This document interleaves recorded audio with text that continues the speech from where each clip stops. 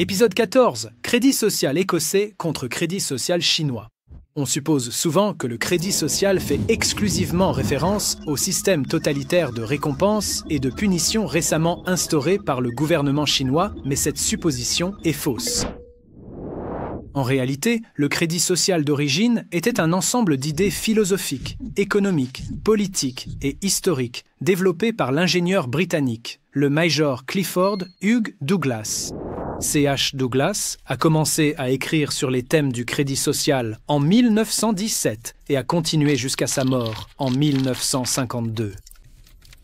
Il a publié de nombreux articles et livres, prononcé des discours, comparu devant des commissions d'enquête gouvernementales sur la banque dans plusieurs pays du Commonwealth, s'est adressé au roi de Norvège et a parcouru le monde pour partager son appel retentissant à la réforme monétaire et sociale. Ce crédit social écossais, Douglas était écossais, n'est pas seulement différent du crédit social chinois, à bien des égards, il peut, à juste titre, être considéré comme son exact opposé. Alors que le crédit social chinois utilise la surveillance et la notation pour récompenser ou punir les citoyens en fonction de leur comportement par rapport aux politiques et objectifs de l'État, le crédit social écossais originel prônait des changements dans les systèmes financiers, économiques et politiques dans le but de donner du pouvoir à l'homme ordinaire.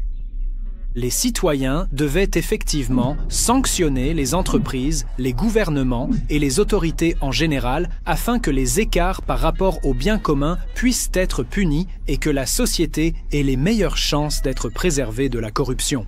Le mouvement du crédit social de Douglas a atteint son apogée pendant l'entre-deux-guerres. Les revues et les conférences foisonnaient et de nombreuses personnalités éminentes se sont prononcées en faveur des idées de Douglas. Des gouvernements créditistes ont même été élus dans les provinces canadiennes de l'Alberta et de la Colombie-Britannique. Malheureusement, toutes les tentatives visant à introduire des aspects des propositions de réforme monétaire de Douglas ont été contrecarrées par des autorités supérieures. Avec le temps, le crédit social écossais a été relégué dans le fameux trou de mémoire orwellien.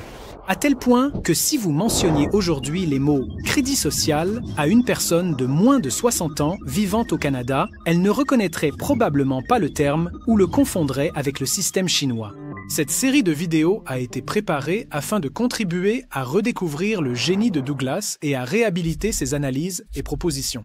Ces dernières sont aujourd'hui encore plus pertinentes qu'elles ne l'étaient lorsque Douglas les a présentées pour la première fois. Le chaos social croissant que nous observons tout autour de nous est exactement ce que Douglas avait prédit si nous ne corrigions pas le système financier dans l'intérêt public. Nous vous invitons à faire votre part. Diffusez la connaissance du crédit social écossais qui constitue la meilleure réponse de l'Occident au crédit social chinois en partageant largement cette série de vidéos, notamment sur les réseaux sociaux. Merci. Cette série animée a été sponsorisée par l'Institut Clifford Hugh Douglas pour l'étude et la promotion du crédit social. Pour plus d'informations sur le crédit social de Douglas, veuillez consulter socred.org ou socialcredit.com.